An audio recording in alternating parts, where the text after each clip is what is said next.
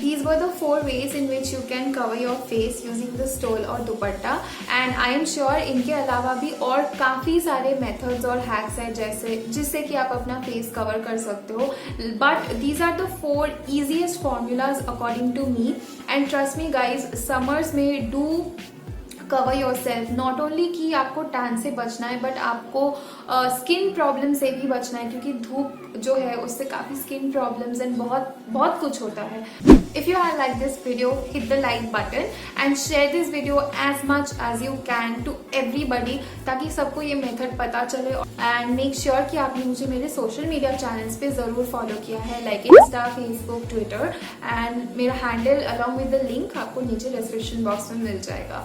Subscribing is absolutely free, so if you haven't please hit the red button down below, और उसके बगल में एक घंटी है, नोटिफिकेशन बेल है, उसको भी हिट कर लो। I will be seeing you guys super soon in the next video. Till then, take care and bye bye.